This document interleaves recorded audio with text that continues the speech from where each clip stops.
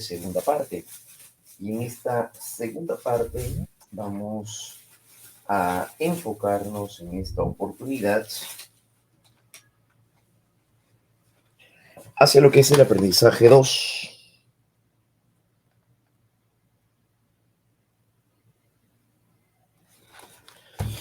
Y en este sentido, vamos hacia lo que es el procesamiento de la información, ¿verdad? Vamos entonces a lo que será procesamiento de la información. Muy bien. Cuando nos referimos acerca de esta nueva forma de expresión del aprendizaje, el aprendizaje como desde el punto de vista cognitivista, se va a llegar a centrar hacia la manera como nuestra mente llega a interpretar y procesar en sí la información propiamente dicha. Y es que el aprendizaje de naturaleza cognitiva va a basarse sobre todo en que el aprendizaje ya no se centra en la práctica, ya no se centra en la repetición, ya no se centra en el ejercicio continuo de un comportamiento, sino que más bien se va a llegar a centrar en la manera como nuestra mente va a llegar a procesar el contenido. Al momento de recibir una información, entonces nuestra mente lo que hace es ser activa y por ende va a llegar a construir el conocimiento y va a ir elaborando, construyendo representaciones. Los cognitivistas, recordemos que además reaccionan contra el conductismo. Recordemos que el conductismo se centraba en el conocimiento basado en aquello que es observable, medible y cuantificable. Bien, sobre esto viene ahora el cognitivismo y reacciona en contra de eso, porque va a llegar a señalar que el aprendizaje no se fundamenta en las repeticiones, en un comportamiento repetitivo, sino que más bien se va a llegar a fundamentar en el nivel de procesamiento que se tenga la información. Claro, ¿no? Entonces, ese detalle es justo lo que vamos a ir viendo en este caso. Por supuesto, entonces, el procesamiento de información es justamente aquello que lo que se va a llegar a centrar, en pocas palabras, el enfoque cognitivo, en donde ya no se centra entonces en las respuestas, en el ejercicio, en el comportamiento continuo, sino que se va a centrar en la manera como nuestra mente interviene, cómo procesa la información. Y para ello se van a requerir de los procesos cognitivos, como el pensamiento, la memoria, la atención, el lenguaje, la imaginación y múltiples otros procesos más. Bien, entonces es ahí donde encontramos la contribución de personajes como Brunner, Jerome Brunner, tenemos a David Ausubel y tenemos a Flavel. Entonces, estos personajes son los más destacados en cuanto hacia el aprendizaje de naturaleza cognitivista. Bien, para ello entonces vamos a centrarnos en que el enfoque cognitivo va a considerar que el sujeto va a llegar a ser activo al momento de llegar a construir, elaborar, armar sus propias representaciones. Y esto es justamente lo que veremos también en este caso. Entonces, el enfoque cognitivo del aprendizaje va a llegar a desenvolverse en ese plano, donde el aprendizaje ya no es un proceso, perdón, ya no es un producto, sino va a llegar a ser un proceso. Y ese proceso es lo que veremos en este caso. El aprendizaje se centra en lo que la mente llega a participar. Un pequeño al momento de leer, un conductista no podría decir de que un niño para que pueda llegar a mejorar su comprensión lectora, entonces para eso deberá tener que repetir, o mejor dicho, va a tener que imaginar lo que está leyendo. Un cognitivista no le da valor hacia el hecho de llegar a imaginar, no le va a dar valor hacia el tener que llegar a memorizar, porque los conductistas se centran solamente en el modelo de estímulos y respuestas y le restan valor a lo cognitivo porque no se puede observar, decían ellos directamente, no se puede ver lo que pueden estar haciendo la mente o el intelecto. Entonces establece su crítica por eso. El cognitivismo, por su parte, va a decir, no, el aprendizaje más bien es un proceso interno. Y el hecho de que no se vea lo que uno está imaginando, construyendo, pues es totalmente normal que suceda, ¿no? Es totalmente normal que suceda. ¿Y eso por qué? Porque no se puede llegar a tener una representación real de las cosas en el sentido, sobre todo, de construcción del conocimiento. Eso es lo que va a pasar. Entonces, el aprendizaje desde la perspectiva cognitiva, así implica entonces un proceso interno de construcción de esquemas o representaciones, donde participan procesos mediadores como la atención, la percepción, la memoria, la imaginación, entre otros. Entonces, de eso se trata el aprendizaje como un proceso, donde van a participar procesos internos, procesos cognitivos, para ser mucho más precisos entonces en este enunciado. ¿Ya? Muy bien. Entonces, ese va a llegar a ser el punto clave cuando hablamos acerca de un aprendizaje como un proceso. Entonces, este aprendizaje que se va a llegar a dar como un proceso es precisamente lo que ocurre internamente. Por eso el modelo entonces ya no es el ER, sino el modelo será EOR. Y el modelo EOR nos dice que el aprendizaje sigue el paradigma estímulo, organismo, respuesta.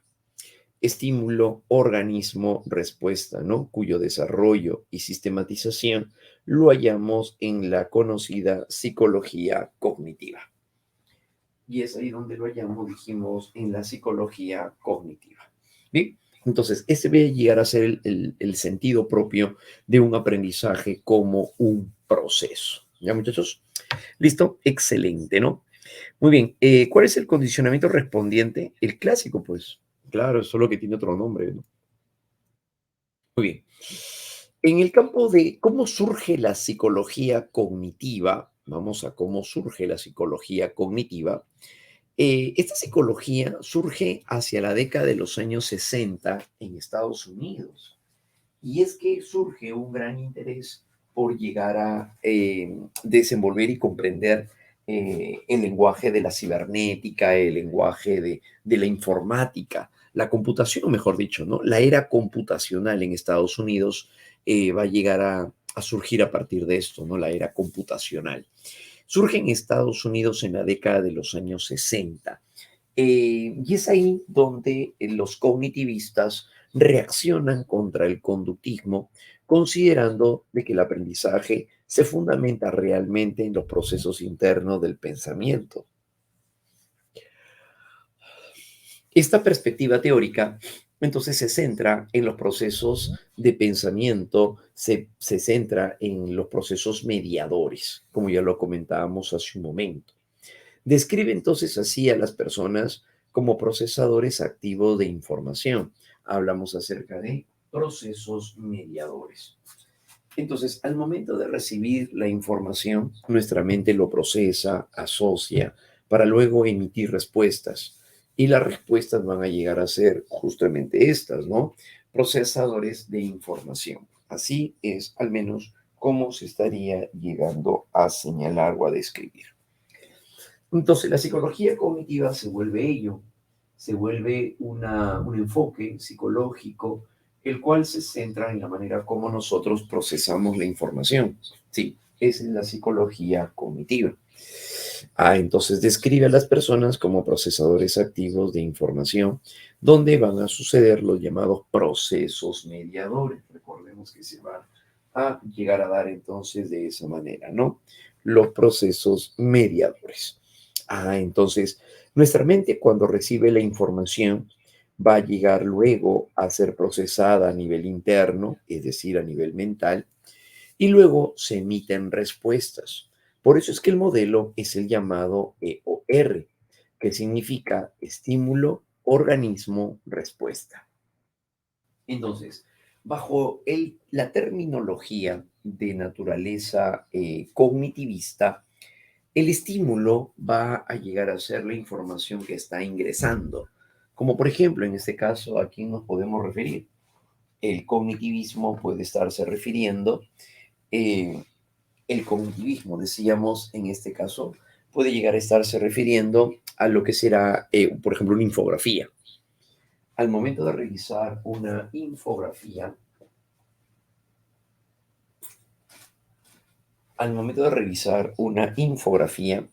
la infografía viene a ser la información entrante. Esta posteriormente tendrá que ser, pues, evaluada, asociada, representada de esta manera. Pero para eso primero nosotros vamos a recibir la información. Claro, para eso primero nosotros vamos a recibir la información. Entonces, el estímulo va a ser todo agente capaz de poder llegar a generar o propiciar el aprendizaje. Claro, ¿no? De eso se trata. Cuando hablamos acerca de un estímulo, entonces el estímulo va a llegar a generar esto. Claro, ¿no? El estímulo. Muy bien. Entonces, el estímulo vendría a ser, por ejemplo, una infografía. Claro, al momento de aprender, al momento de estudiar, lo que hacemos es llegar a ingresar a nuestra mente códigos, mapas conceptuales. Al momento de ver una infografía, tiene incluso hasta cuadros estadísticos. Ya, todo eso vendría a ser el estímulo. Por otro lado, luego llega a recibirlo el elemento organismo. ¿Y quién es el elemento organismo? Pues nuestra mente, claro, ¿no? Nuestra mente es el elemento organismo. Entonces, al ser nuestra mente el elemento organismo, es el que se va a encargar de llegar a recibir la información para poder procesarla de esa manera.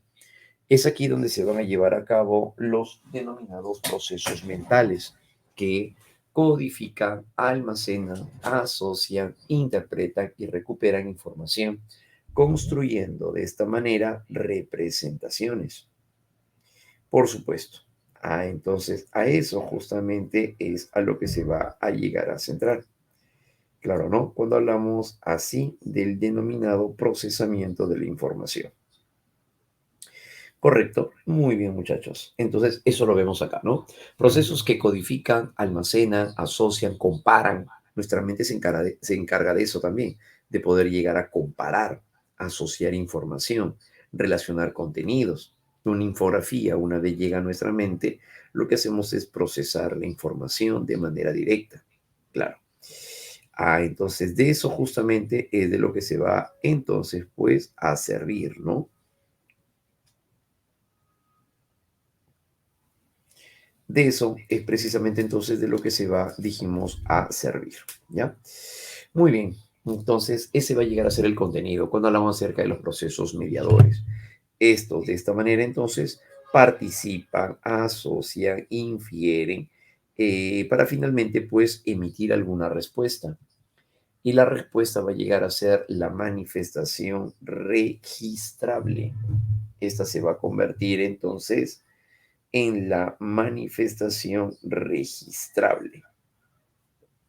Es la manifestación registrable de los procesos mediadores, a partir de ciertos estímulos específicos.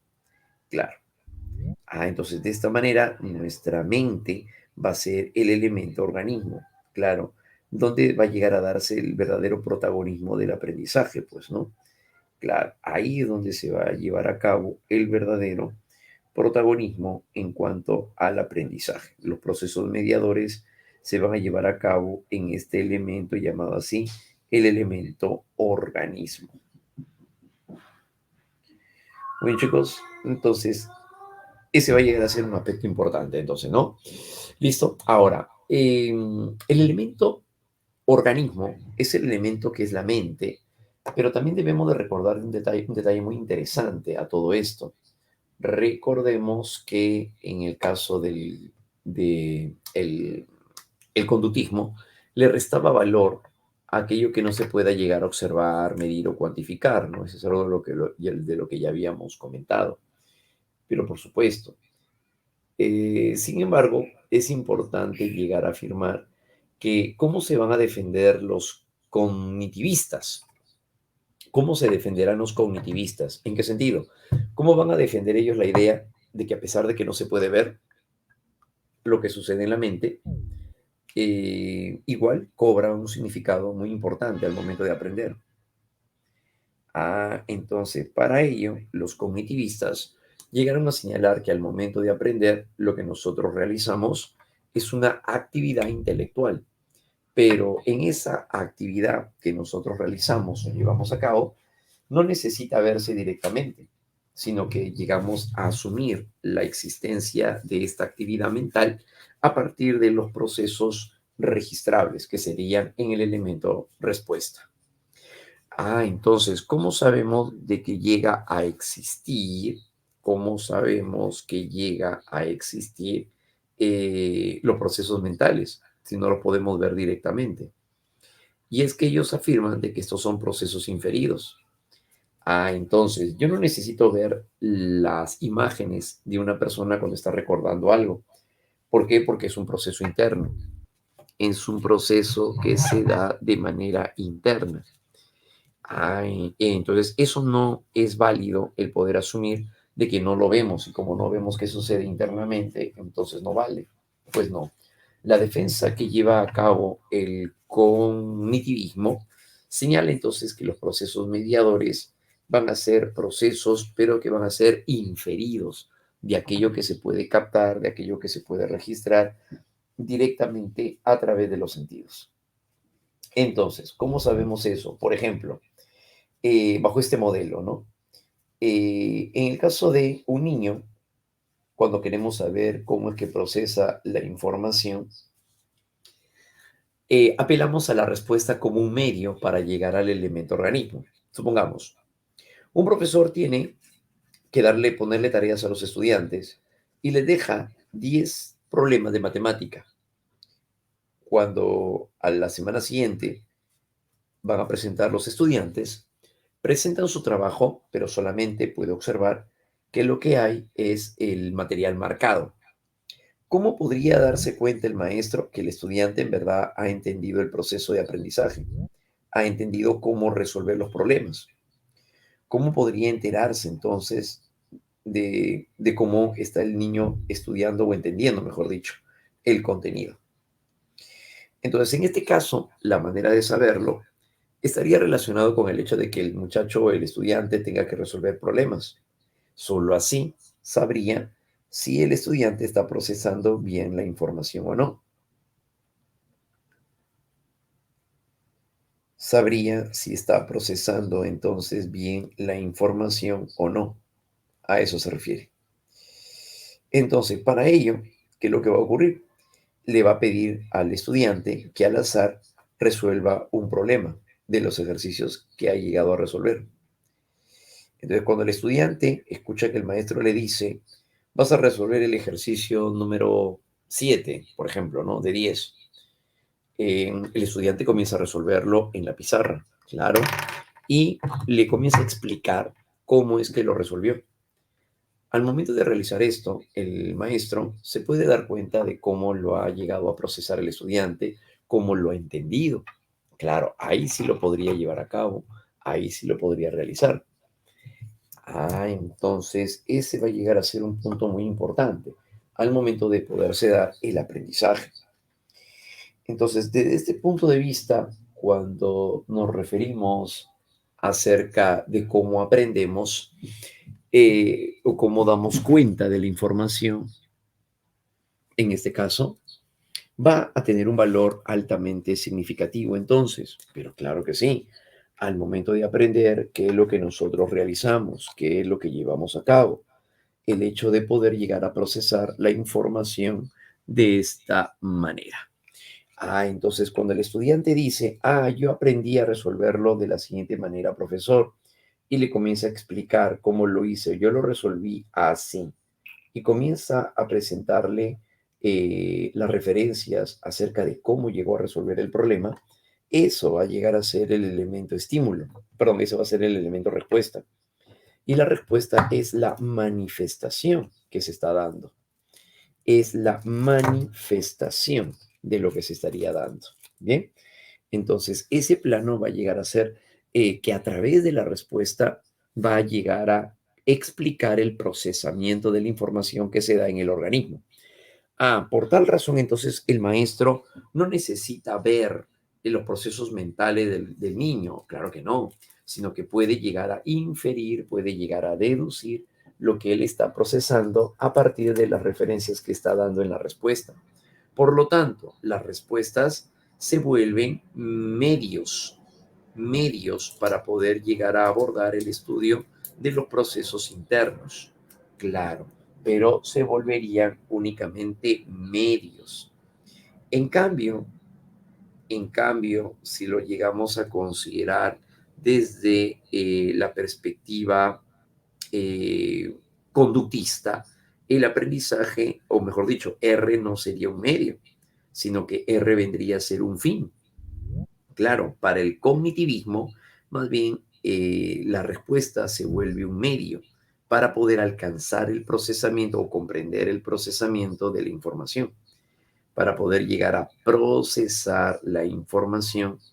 Entonces se va a llegar a mostrar de esa manera. ¿Ya? Muy bien. Entonces el procesamiento de la información va a llegar a dirigirse en ese sentido. La forma como nosotros procesamos la información las podemos llegar a descubrir a partir de las respuestas. La respuesta se vuelve un medio para poder comprender cómo se ha llegado en sí a procesar la información. ¿Ya? Entonces, justamente ese va a ser el punto clave a todo esto, ¿no? De eso se trata entonces el punto clave. Muy bien, muchachos. Entonces, este va a llegar a ser uno de los aspectos más significativos cuando abordamos el modelo EOR, ¿no? Claro, excelente. Medio de expresión, claro, así es. Es como, bueno, sí, una manera de decirlo, ¿no? Claro, porque ¿cómo sabemos cómo procesa el niño? ¿Cómo ha llegado a resolver los problemas? Ah, bueno, por lo que está explicando. Su explicación es una manifestación registrable de lo que el niño ha llegado a procesar internamente. A eso es a lo que se está refiriendo, ¿no? Claro. Ah, entonces el procesamiento de la información, bueno, pues tiene que ver sobre todo con ello, con la manera como nuestra mente participa, asocia, infiere, deduce y finalmente, pues, ¿no? Llega a darle solución. Bien. Entonces, ese va a llegar a ser el punto clave a todo esto, ¿ya? Listo, excelente, muy bien muchachos. Entonces, ese viene a ser el punto. Esa es la respuesta entonces que le dan los cognitivistas a los conductistas. Recuerden que los conductistas decían, sí, pero no se puede ver, ¿no? Sí, pero no se puede medir, sí, pero no se puede esto. Entonces, eso es lo que decían los conductistas, pues. Entonces, los cognitivistas se defienden diciendo, pues, que no, los procesos mediadores no tienen por qué verse. ¿Por qué? Porque son constructos hipotéticos. Ah, entonces, al ser constructos hipotéticos, significa entonces que vienen a ser modelos teóricos. Claro, son modelos teóricos inferidos. Son al final modelos teóricos inferidos. ¿Ya? Muy bien. Bueno, y de eso se trata, pues no son modelos teóricos inferidos. Eh, a partir de las respuestas, a partir de las respuestas que finalmente pues se llegarían a tener, ¿ya? Muy bien, entonces ese va a llegar a ser el punto clave. Muy bien, entonces en ese sentido, ¿no? Excelente, entonces los procesos mediadores van a llegar a hacer eso al final. Al final eso va a llegar a ser. Va a convertirse en un constructo hipotético, es una elaboración teórica explicativa de los factores no observables que vienen a ser inferidos. Ah, entonces inferimos que existe una respuesta, inferimos que existe una imagen mental a partir de las respuestas que da el sujeto. Inferimos que el niño ha llegado a comprender cómo se procesa tal o cual operación. ¿Por qué? Por la explicación que está dando al momento de llegar a explicar tal o cual tema en la pizarra. Ah, entonces, así es como nosotros llegamos a comprender, ¿no? Inferimos. Las formas de inferencia van a llegar a ser entonces la manifestación de cómo se está procesando el contenido o la información. ¿Ya? Entonces, recordemos que esto es importante señalarlo porque es la defensa que tiene entonces el cognitivismo frente a la crítica presentada por el conductismo. Es, en pocas palabras, cómo argumenta, cómo se defiende el cognitivismo, señalando de que a pesar de que no vemos los procesos intelectuales o internos, no significa que no sean relevantes, pues, ¿no? Para poder llegar a explicar el aprendizaje. Claro, ¿ya? Entonces, a eso justamente es a lo que se va a llegar a referir. ¿Bien? Excelente, chicos. Entonces, ese viene a ser el modelo del llamado EOR. Ahora, otro detalle más u otra aclaración es que no hay que confundirlo con la triple relación de contingencia. Algunos creen que cuando se habla acerca del EOR, eso significa estímulo, organismo, respuesta. No, no es estímulo, organismo, respuesta la triple relación de contingencia. Recuerden que la triple relación de contingencia viene con el conductismo. El conductismo es quien plantea, el conductismo, recuerden, es el que plantea más bien el llamado el estímulo discriminativo, respuesta operante y el estímulo consecuente, ¿no? Claro, pero es el conductismo, no, el quien plantea la triple relación de contingencia. No lo vayan a confundir con el cognitivismo, quien plantea el modelo EOR. ¿Ya? Se lo comento porque a veces suelen preguntar eso también y no es lo mismo. Algunos se confunden sobre todo porque cuando dicen triple relación de contingencia, a triple, ya pues acá también hay tres elementos, perdón. Acá también hay estímulo, organismo y respuesta. Entonces, como son tres y están viendo la triple, entonces esa es, no es la triple relación de contingencia. Ya tengan mucho cuidado porque suele ser un error muy común. Suele ser un error muy común. ¿Ya? ¿Listo? Muy bien. Lo que se mide son los procesos, pero no el aprendizaje en sí, no. Cuando se habla acerca del aprendizaje, el aprendizaje sigue siendo proceso. El aprendizaje sigue siendo proceso. En el caso de lo que implica el aprendizaje cognitivo no se centra en mediciones, no se mide nada. En el cognitivismo no se mide, no se busca cuantificar, no. Eso es para el conductismo. El conductismo sí mide. ¿Por qué? Porque se centra en aquello que es observable y registrable. Claro, ¿no? Por eso recordemos una vez más que el conductismo se centra en aquello que es observable, medible y cuantificable. Ya, esos son términos conductistas. El cognitivismo no llega a medir, no se centra en medir, se centra en el proceso, en explicar, digamos, cómo es que el niño ha llegado a entender tal o cual proceso, pero no se centra en mediciones, no pretende tampoco llegar a medir, ¿ya? No se va a llegar a centrar entonces en mediciones, ¿correcto? Muy bien, eso se daría, ¿no? Entonces, ¿el aprendizaje se mide a través de la respuesta? Tampoco, porque no se mide, no se llega a medir, ¿ya? Muy bien, entonces eso es lo que va a llegar a presentarse. Cuando se habla acerca del aprendizaje, no se pretende medir. Para el cognitivismo no se mide. El aprendizaje, en tal caso, se llega a explorar a partir de resultados, a partir de argumentos. Ese es el aprendizaje. Entonces, al niño, al momento en el cual le enseñan operaciones combinadas, listo, el profesor ya llegó a revisar su tarea y le dice, a ver, hazte este ejercicio. Ya, ¿cómo va a explorar su aprendizaje? No lo va a medir, lo va a explorar cuando el alumno llegue a explicar con sus propias palabras cómo resolvió. Primero llegué a operar utilizando este paréntesis, luego también este de aquí y comienza a explicar el muchacho a su forma, a su manera. Ahí el profesor no está midiendo el aprendizaje, lo que está haciendo es explorar cómo ha comprendido la solución de problemas el estudiante, pero no está midiendo nada. Claro, no se centra en mediciones el cognitivismo. Recuerden que es una reacción en contra del conductismo. El conductismo es el que mide. El conductismo es el que mide porque se centra en este tipo de respuestas observables, medibles, cuantificables. Ya, eso es característica, pero de el conductismo. El cognitivismo no se centra en mediciones, se centra en los procesos internos.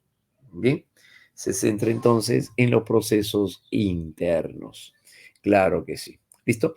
Muy bien, chicos. Entonces, ese vendría a llegar a ser el elemento. Antecedentes y fundamentos epistemológicos. En este apartado vamos a tener en cuenta a continuación cuáles vienen a ser los fundamentos al momento de desarrollarse el aprendizaje. Bien, para ello entonces, primero nos vamos a centrar en lo que va a llegar a ser la idea filosófica.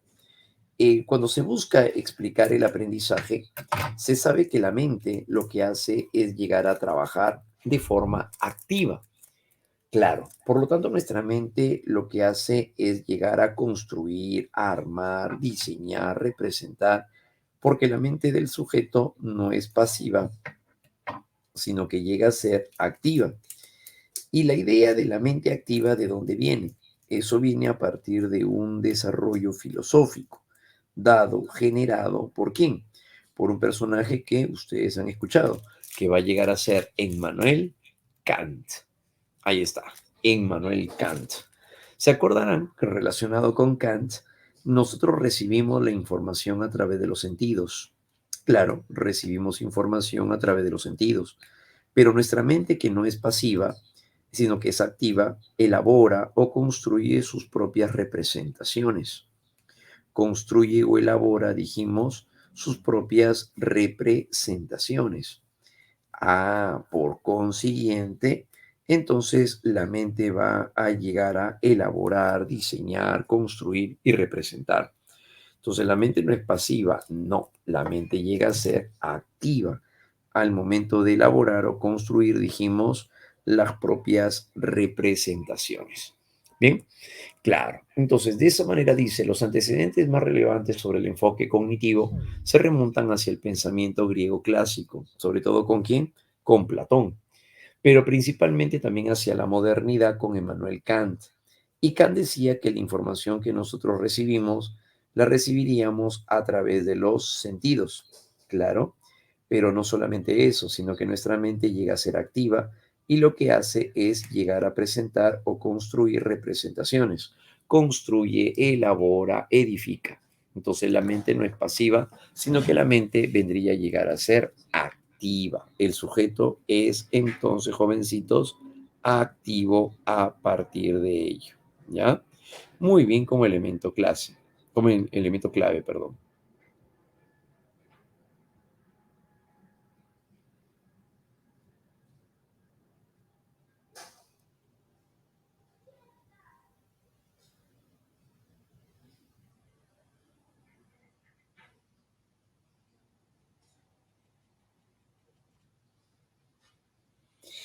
Muy bien, bien, excelente. Entonces, ese vendría a llegar a ser el punto clave, ¿no?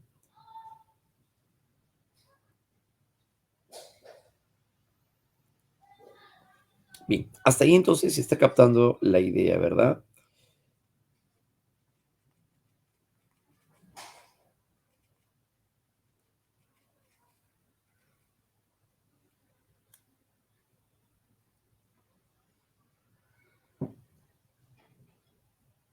Muy bien. Entonces, ese va a llegar a ser el aspecto cardinal, ¿no? Listo, entonces todo bien hasta ahí. Ya, excelente, jovencitos. Ya, muy bien.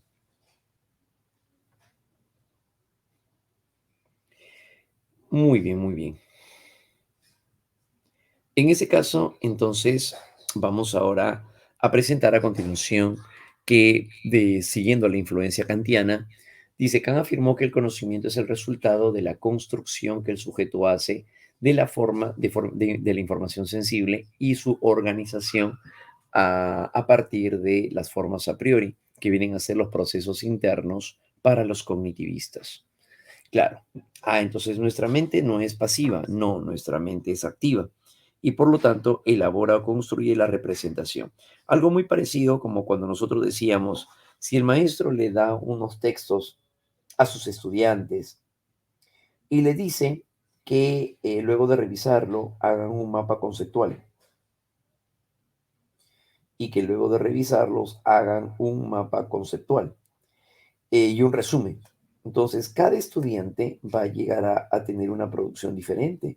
Claro, claro que va a tener una producción diferente.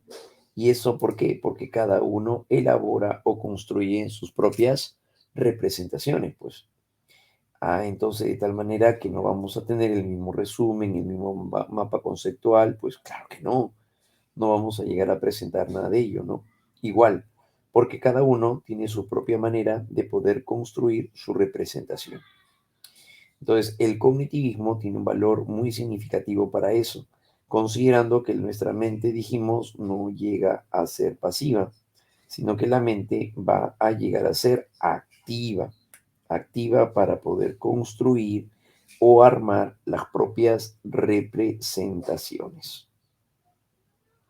Bien, entonces es así como se va a llegar a ir diseñando las formas más complejas, sobre todo también de expresión de nuestra mente, ¿no? Entonces, esa es la manera como al menos se va a ir asociando o construyendo de esta manera. Se reafirma entonces la participación del sujeto como un sujeto activo y el cognitivismo concibe el aprendizaje como un proceso de construcción del conocimiento, donde participarían, dijimos, los procesos mediadores, ¿no? Que es la estructura que nosotros ya conocemos. Organiza con las categorías que tenemos de los juicios. Bueno, no, más está enfocado hacia el hecho de concebir de que la mente es activa porque recibe la información y se encarga luego de construir mapas, esquemas mentales, resúmenes, a eso se refieren. Es más activo por eso, porque construye, porque arma, porque representa. Entonces, un niño al momento de leer un texto, lo que hace es entenderlo a su manera, y al entenderlo es porque ha armado su propia representación. Claro, ¿no? Ha armado entonces así su propia representación, ¿ya? Entonces, como un aspecto importante, ¿no?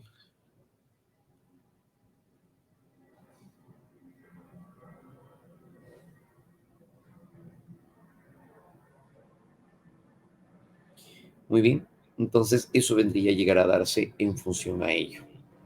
¿Correcto? Excelente. Ese sería el modelo que se da. La revolución cognitiva, ¿eso cuándo estaría surgiendo? Esto estaría surgiendo sobre todo de la siguiente manera.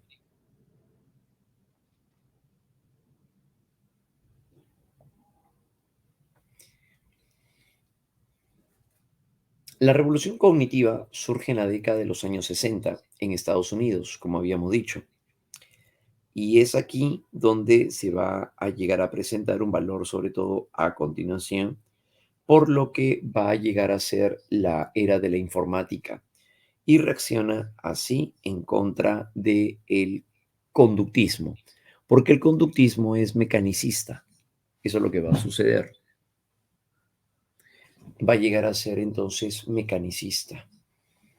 Entonces surge contra la perspectiva reduccionista, mecanicista del conductismo, ¿sí? La revolución cognitiva es así. Entonces es aquí donde se desarrolla también en paralelo el avance tecnológico de las comunicaciones y la informática luego de la Segunda Guerra Mundial. Entonces, la era computacional, que es lo que caracteriza a Estados Unidos ya durante esta época, es justamente lo que se valora también en este campo, es lo que se va a llegar a valorar en este campo. Muy bien. Entonces, la revolución cognitiva surgiría a partir de eso, hacia el poder responder, al poder llegar a comprender de manera distinta, explicar de manera diferente lo señalado pues por el conductismo, ¿no? Claro. Entonces, con ese afán es que estaría surgiendo la revolución cognitiva, ¿ya? Muy bien, jovencitos. Entonces, por ese plano, ¿no? ¿Listo? Excelente. Y nos vamos ahora hacia las teorías cognitivas del aprendizaje. Todo esto que hemos estado viendo va a llegar a ser la antesala, pues, ¿no? A todo ello, a poder llegar a comprender los procesos que se darían a nivel cognitivo.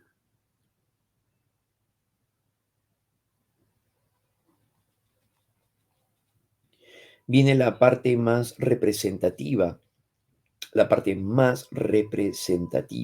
¿ya chicos? De lo que va a ser entonces el aprendizaje desde el punto de vista cognitivista.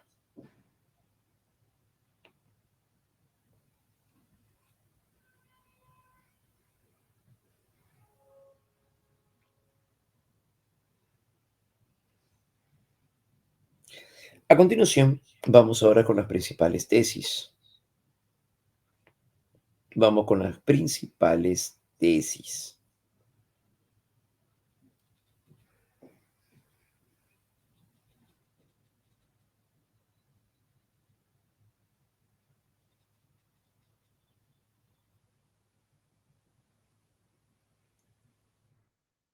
El modelo de procesamiento de la información. Vámonos ahora con la llamada TPI.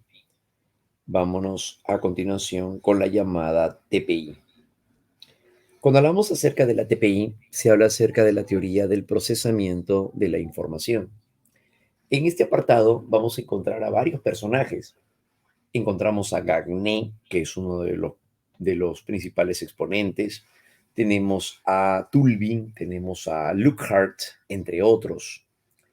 Y este modelo se centra más bien en que nuestra mente va a llegar a procesar la información como lo haría un ordenador, es decir, como lo hace una computadora. Ajá. Entonces, en este caso siguen el modelo llamado paradigma computacional. Este modelo sigue los patrones del paradigma computacional. ¿Esto qué significa? Que la mente funciona como un ordenador, que así como hay un input, hay un procesamiento y hay un output, que es la salida de la información. Este es el modelo que se toma luego para el estímulo organismo-respuesta. Es el modelo del cual entonces se toma para que surja el estímulo organismo-respuesta. Pero sería el input, el procesamiento y el output. Eso es lo que va a pasar. La mente funciona entonces como un ordenador. Claro que sí. La mente va a funcionar entonces como un ordenador.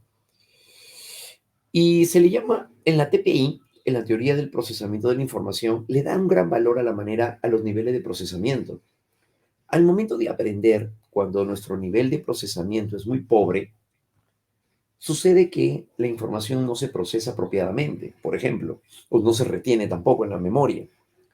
Un estudiante llega a aprender de manera literal, a lo mejor cuando se dice, ¿qué es historia? Y este muchacho dice, historia es la ciencia social que estudia los hechos más importantes del pasado de forma verídica, ordenada y cronológica, etcétera. Y lo menciona tal cual lo dice el texto. Lo dice tal cual lo señala el texto. Entonces, no llega a procesar, no llega a asociar, no llega a inferir, o sea, no hace eso, sino que solamente repite tal cual aparece. Cuando esto sucede, la información entonces no se llega a procesar de manera adecuada, solamente repite. Entonces, este repaso mecánico, esta repetición mecánica, perdón, se vuelve poco significativa. La información así se volvería entonces poco significativa. Claro, eso se va a llegar a dar entonces en el modelo de la TPI, ¿no? Claro. Entonces, en ese sentido es donde vamos a encontrar a que el sujeto tiene la capacidad para poder recoger información del medio, procesarla y tomar decisiones según sea pertinente. Claro que sí. Los primeros estudios que se fundamentan en la teoría del multialmacén fueron de Atkinson y Shiffrin, que es un personaje que ya lo vimos. Y en este caso, el cual explica cómo la información se recibe y se procesa a nivel de la memoria y cómo se va transfiriendo también la información. Claro, si mi nivel de procesamiento es mucho más complejo, entonces se va a volver mucho más sostenible en el tiempo. Claro que sí, eso es lo que va a pasar. Aquí está el modelo del procesamiento de la información. Entonces, si al momento de estudiar yo llego a optimizar mi atención,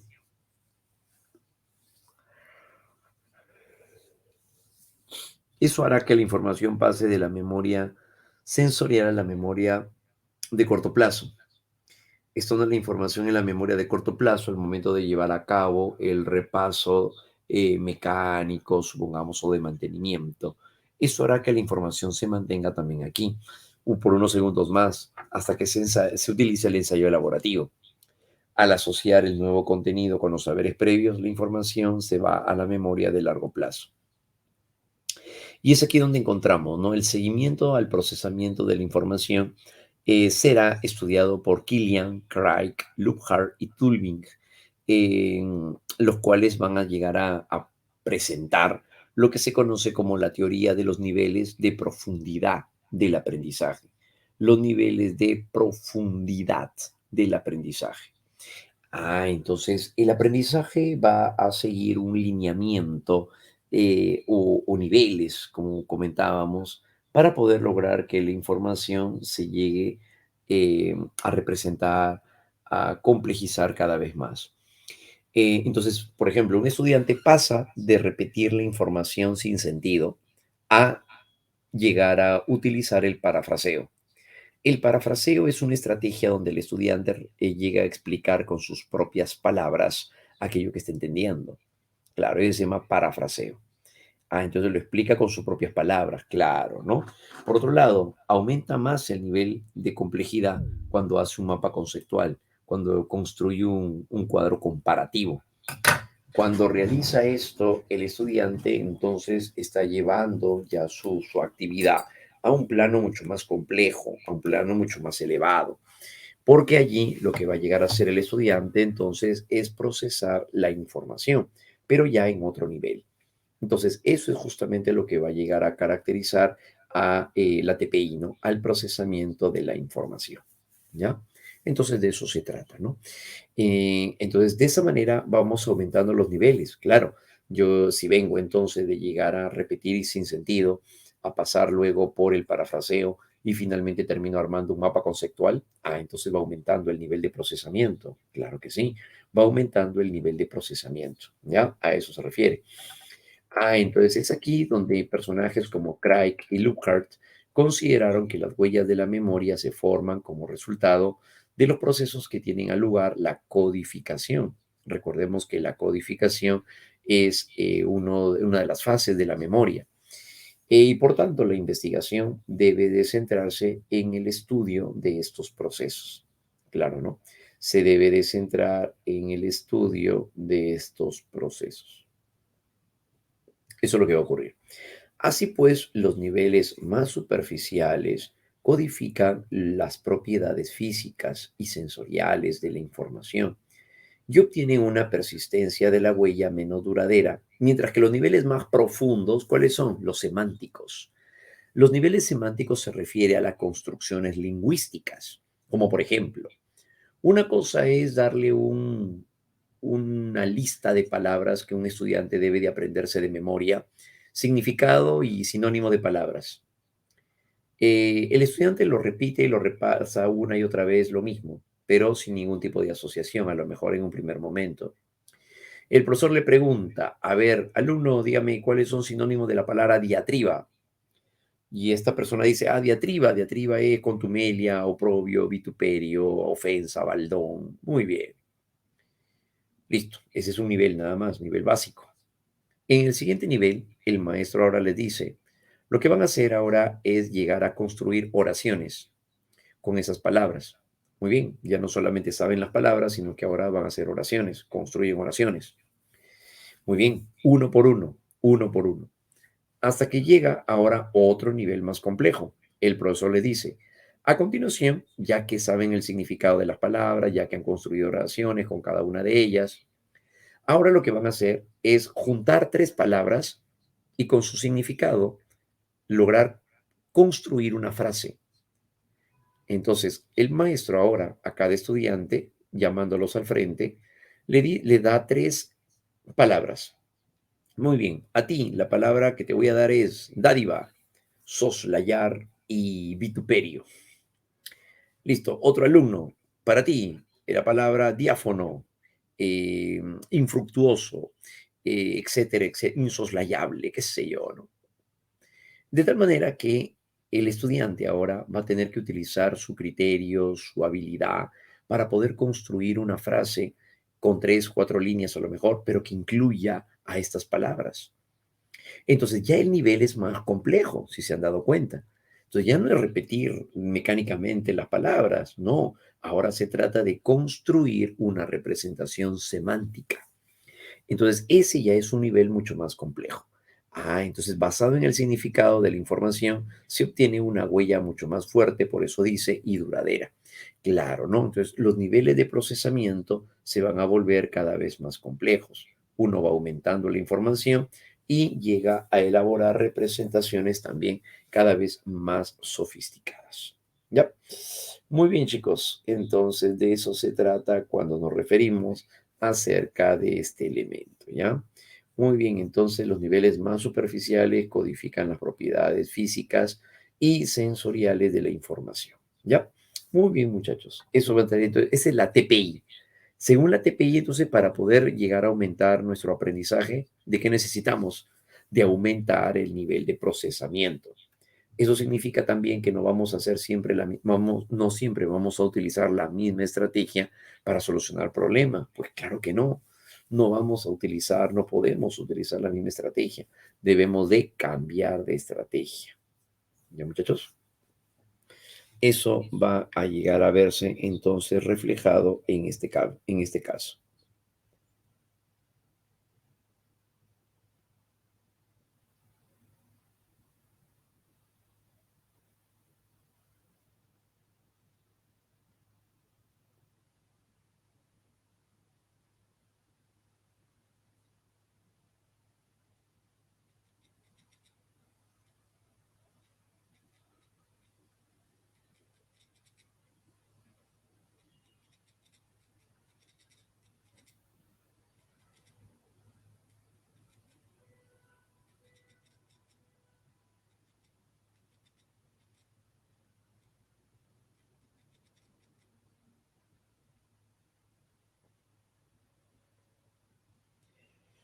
Excelente. A continuación, vámonos ahora con nuestra siguiente tesis, en la cual nos vamos a vincular ahora con el aprendizaje por insights. Este personaje tal vez nos trae recuerdos. Kohler, un personaje que lo hemos citado cuando vimos acerca de el aprendizaje, perdón, la percepción, en la Gestalt, ¿no? Uno de los representantes de la Gestalt o la Gestalt, ¿ya? Muy bien, entonces es el que crea, ¿qué? El que crea la base de la IA con el modelo de Turing. ¿Cuál es el modelo de la IA? No sé qué están hablando ahí. Ya, muy bien. La máquina de Turing. Son chicos. Ya, muy bien. Cuando hablamos acerca del aprendizaje, entonces, que estamos revisando, Kohler es un personaje que se centra en la idea, en el principio holístico, que como ustedes recordarán, si hablamos acerca del principio holístico, el todo es más que la suma de sus partes, ¿no? Eso ya sabemos, el todo es más que la suma de sus partes. Y de esta manera, cuando se habla acerca de Kohler, Kohler considera que no solamente este principio se da de manera holística, sino que además, por otro lado, también se va a llegar a presentar en el ámbito del aprendizaje. Por lo tanto, al momento de llevar a cabo el proceso de aprendizaje, va a llegar a presentarse no solamente en el ámbito perceptual, sino también cuando aprendemos no se da por partes, sino que formamos totalidades. Es por esa razón entonces que afirmará de que el todo es más que la suma de sus partes, pero por supuesto. Entonces, Kohler creía que cuando se aprende, nosotros llegamos a utilizar diversos elementos, diversos recursos, pero todas al final lo integramos, lo organizamos para poder formar representaciones. Postularon el concepto de organización en el proceso de aprendizaje. Ujú. Por eso estamos hablando de un término gestáltico, organización. Kohler realizó investigaciones sobre la solución de problemas con chimpancés.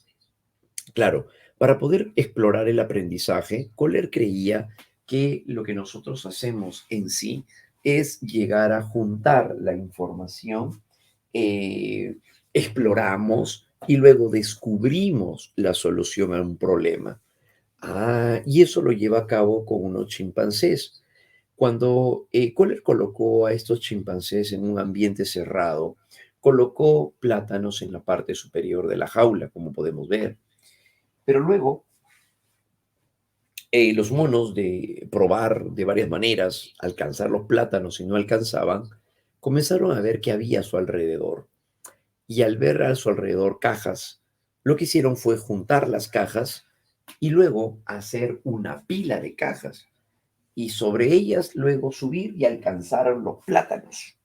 Kohler llegó a considerar de que esta forma de aprendizaje les permitiría entonces llegar a uno, explorar el entorno, dos, formar esquemas mentales de cada caja para luego descubrir la conexión entre las cajas y los plátanos.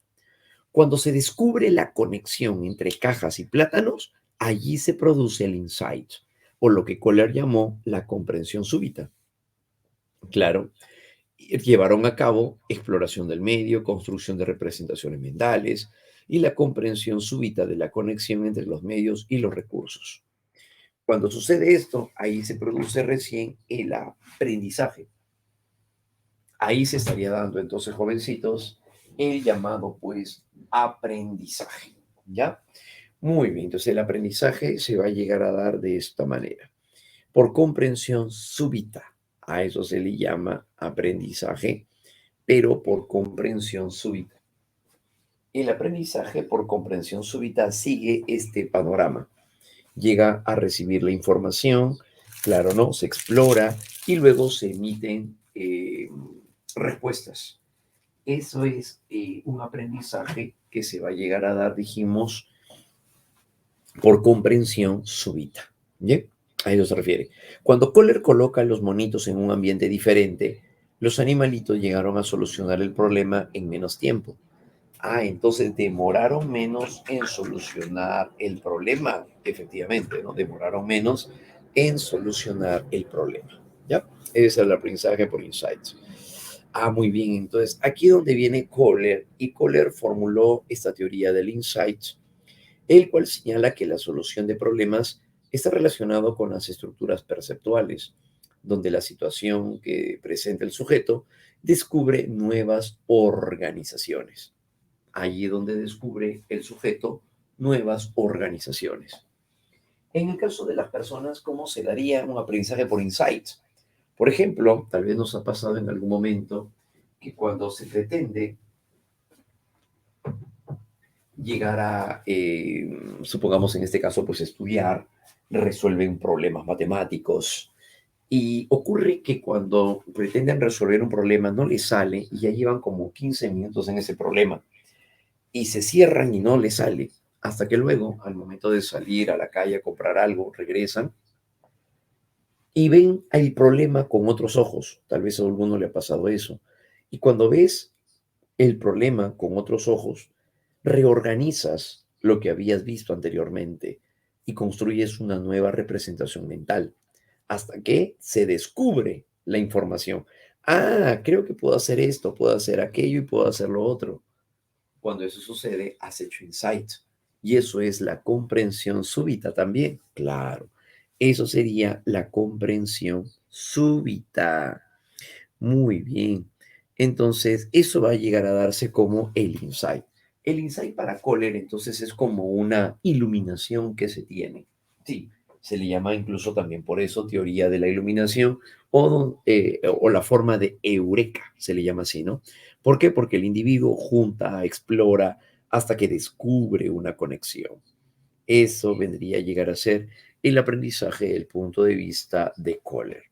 Kohler entonces consideró a partir de esto de que el aprendizaje por insights o por comprensión súbita, el aprendizaje por insights o por comprensión súbita, dijimos, se le conoce así, ya que de forma inesperada logramos comprender, identificar o descubrir una nueva organización.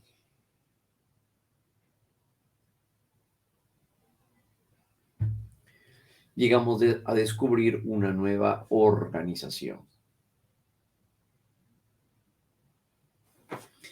Entonces, en este campo, el insight es el resultado de un proceso de comprensión global e identificación de los elementos más relevantes. Es un aprendizaje por insight. Un insight puede ocurrir de dos formas, dice Kohler. De forma consciente, cuando estamos trabajando para encontrar una solución,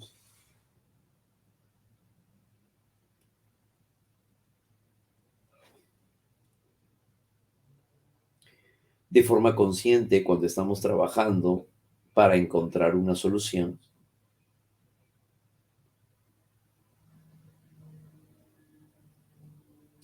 como cuando entonces estamos en pleno simulacro y estamos pretendiendo resolverlo, cuando luego un ejercicio también no nos sale, cambiamos de ejercicio y mientras estamos haciendo un segundo ejercicio, te sorprende la solución del primero. Y luego decimos, ah, pero claro que podemos hacer esto también. Y en ese momento llegas a descubrir la forma de solucionar el primer ejercicio. Claro, eso también es un aprendizaje por insights. De forma consciente estamos trabajando para encontrar así una solución. ¿Ya? De eso se trata. Entonces, ¿qué palabras se pueden formar con las letras M, A o R? Si hablamos acerca de M, A o R, por ejemplo, esta sería una manera. ¿Qué palabras podríamos encontrar? ¿Cuáles son las que más se nos pueden ocurrir al ver ello?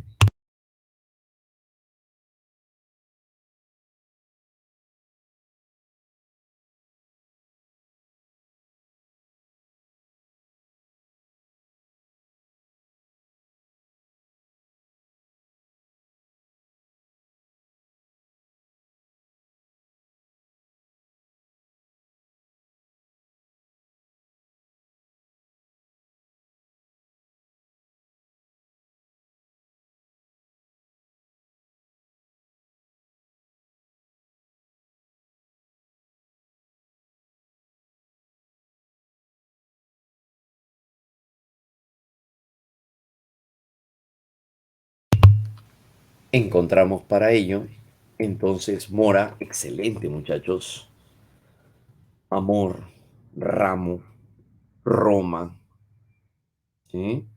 Claro. ¿Qué más? Aroma,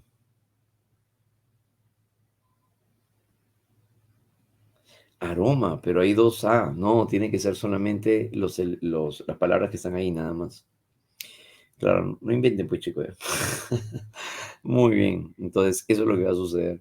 ¿Qué más tenemos? Maro. Maro también viene a ser una playa, el nombre de una playa de España. Claro, ¿no? Omar, efectivamente. Armo, esa es otra, ¿no? Armo. Claro, utilizando solamente cuatro letras. Ah, entonces en este ejercicio, cada vez que nosotros descubrimos una palabra, hacemos insights. Sí, cada vez que descubrimos una palabra, hacemos insights. Ah, ¿por qué? Porque lo que he hecho es llegar a organizar las letras y formar una palabra. Al descubrir una palabra, ahí hemos llevado a cabo, allí hemos hecho insights, ¿ya? Como parte de un aspecto clave, ¿no? Cuando dejamos de lado la búsqueda activa y le permitimos también a nuestra mente no consciente que trabaje entonces con la información, ahí es donde nos referimos hacia ahí es donde nos referimos entonces hacia el aprendizaje. El aprendizaje entonces implicaría, ¿por qué? Porque nuestra mente sigue trabajando, sigue activa, incluso nuestro lado no consciente. Incluso nuestro lado no consciente sigue activo. Claro. Ah, muy bien. Entonces tenemos un lado no consciente, claro, que es la que sigue buscando resolver situaciones, problemas, por cierto, ¿no? Claro, ¿no? Y le da o le brinda solución, ¿ya? Eso se daría. Muy bien. Entonces, eso correspondería hacia el ámbito del insight, ¿ya? Muy bien. Se aprende entonces también explorando y formando esquemas de representación. Claro, estos niñitos, por ejemplo, cuando están explorando y descubren que juntando una pieza con otra pueden formar o construir un edificio, un animalito, entonces ahí están haciendo también insights. Claro, ¿no? Entonces ahí lo vemos justamente a estos pequeñitos, en el cual juntan las piezas y al momento de juntarlas arman, pero también construyen representaciones, ¿ya? Muy bien, entonces ahí es donde también llevamos a cabo el proceso de insight. Muy bien, jovencitos. Ahora, pasamos a otra teoría. La teoría que viene a continuación corresponde hacia el aprendizaje por descubrimiento. Y en esta parte, cuando hablamos acerca de un aprendizaje por descubrimiento, vamos a pasar ahora al gran Jeremy Brunner, un personaje que también ha sido ya en varias ocasiones motivo de pregunta de examen de admisión.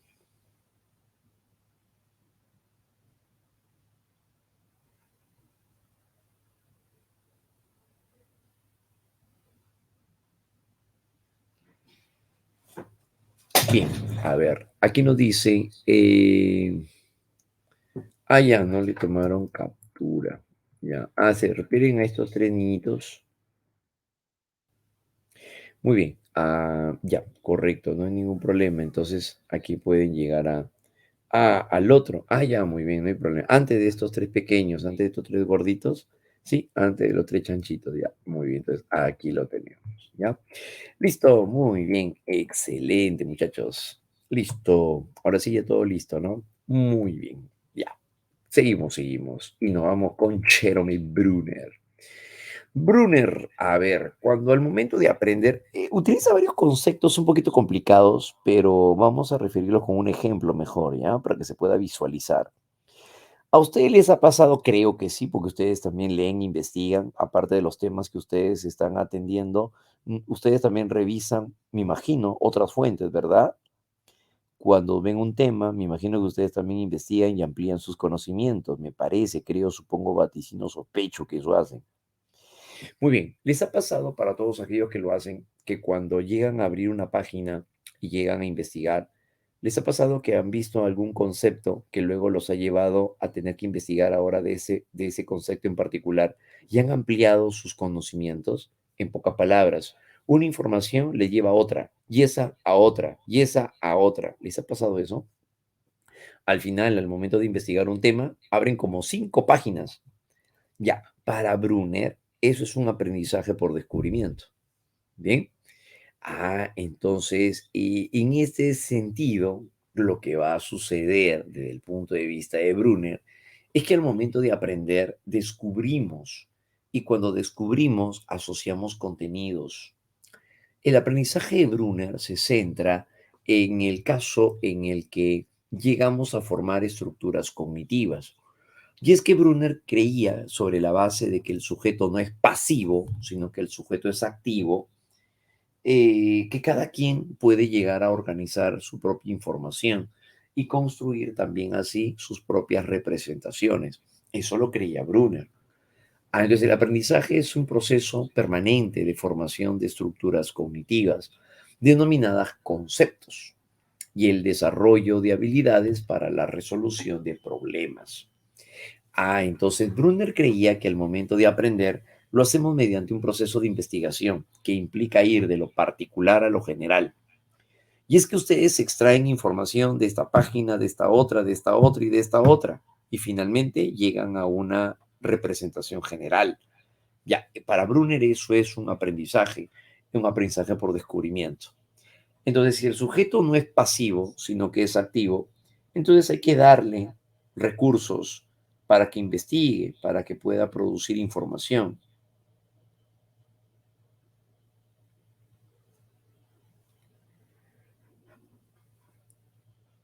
Y eso lo va a ver reflejado entonces en la actividad de la investigación. Cuando el maestro, luego de ver el tema de liderazgo con los niños mediante dinámicas, le dice ahora a sus estudiantes, chicos, van a elegir a un personaje que ustedes consideren significativo, importante, que admiran, y van a señalar 3 razones por las cuales creen que sería un líder. Presentan las cualidades de un líder. Un pequeñito levanta la mano y dice, yo puedo elegir a Cristiano Ronaldo. El profesor le pregunta, ¿por qué crees que Cristiano Ronaldo podría ser considerado un líder? Porque es capitán, porque llega a dirigir a su equipo, los motiva, los dirige. Ah, genial, ¿no? Sí, sí, tiene que ver con características de un líder, ¿no? Claro, muy bien, efectivamente, efectivamente, Cristiano Ronaldo sería un líder. Pero aparte de investigar, seguir investigando a Cristiano Ronaldo, vas a buscar, perdón, a Mahatma Gandhi. ¿Y quién es ese? Ah, se escribe así. El chiquito comienza a escribir en su cuadernito. Listo, muy bien. Eso sería Mahatma Gandhi. Otra pequeña levanta la mano y dice, yo puedo elegir a Shakira. ¿Por qué Shakira sería un líder o una lideresa en tal caso? Y la pequeña dice, es que ella fundó Pies Descalzos. Y como es una fundación, ella la dirige. Es una lideresa por eso. Genial, bueno, está bien, no hay problema. Vas a investigar también a Shakira. Anótale entonces en tu cuaderno, a Shakira, así al ritmo del Waka Waka. Y el chiquita comienza a escribir, pues, no, entonces Shakira, al ritmo del Waka Waka. Entonces, de tal manera que cuando el profesor ahora le dice, aparte de Shakira, vas a investigar a Martin Luther King. A Martin Luther King. ¿Quién es ese? Mira, se escribe así, lo escribe el profesor en la pizarra. Y el chiquito comienza, la pequeña comienza a escribir también a Martin Luther King. ¿Ya? Entonces, de esta manera sucede que cuando llega el profesor a la semana siguiente, les dice a los estudiantes, ¿qué descubrieron? Y el pequeño que había elegido a Cristiano Ronaldo descubrió que no solamente era jugador de fútbol, sino que además llegó a ser también aquel que tenía una fundación. Es más, se lo sabe ahora con fecha. Y dice, sí, a partir del 2015 pasó esto, esto y aquello. También Messi ha sido representante de Papa y comienza a señalar. ¿En serio? Oye, pero el pequeño comenzó a investigar a otros que incluso ni siquiera el profesor se lo había dicho. Claro. Y es que, ¿qué ocurre? Que en el proceso de investigación se amplía el contenido, se amplía la investigación. Y la curiosidad también nos lleva a poder realizar nuevas investigaciones. Claro, ¿no? Entonces, esta característica de Brunner consideraba de que a través de la actividad de la investigación se abrían nuevos panoramas a nuestra mente para poder llegar a utilizar diversas representaciones de contenido o de información. Claro, ¿no? Entonces, de esta manera es donde se da. De acuerdo a esta teoría, los estudiantes entonces deben de construir inductivamente los conceptos académicos a partir de ejemplos facilitados por los docentes. Aquí hay un importante aporte.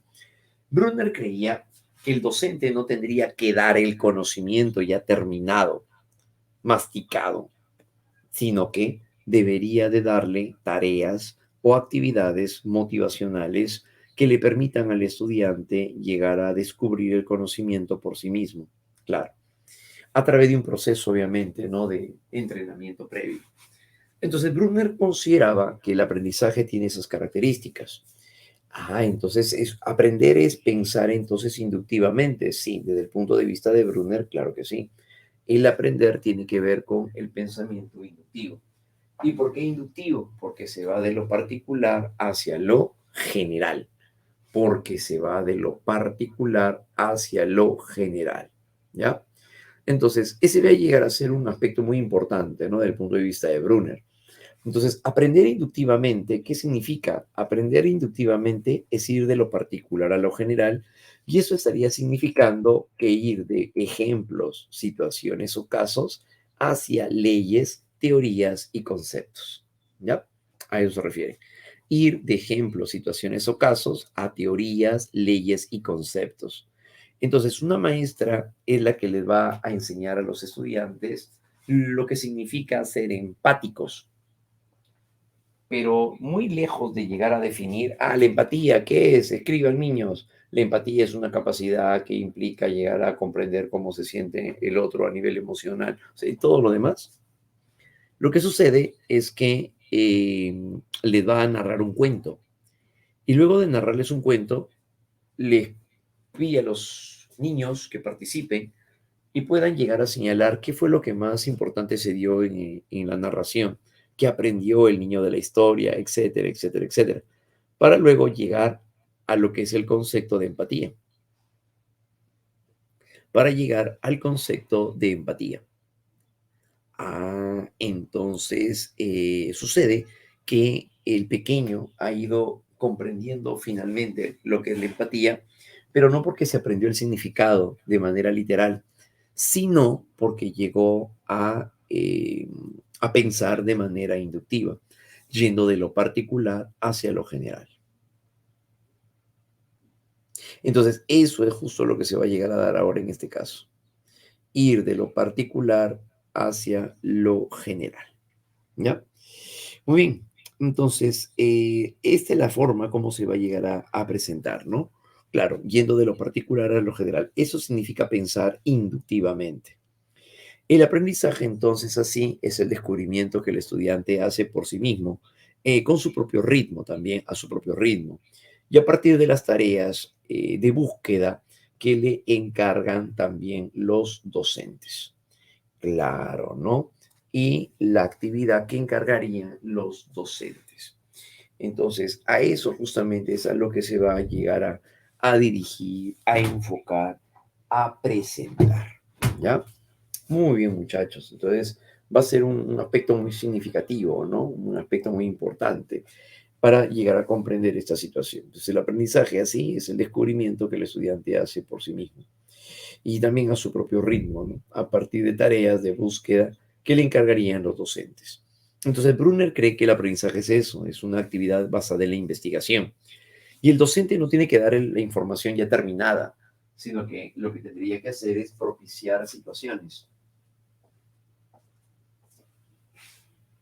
Es propiciar situaciones. Y si hablamos acerca de propiciar situaciones, significa el tener que generar, proporcionar recursos para que el estudiante pueda llegar a investigar y de manera pues muy particular pues llegaría a la solución de su problema, ¿no? Entonces, eso es justamente lo que se va a llegar a atender en este campo, en este apartado, ¿ya? Es entonces el aprendizaje basado en ello, claro que sí. Por otro lado, seguimos con Brunner.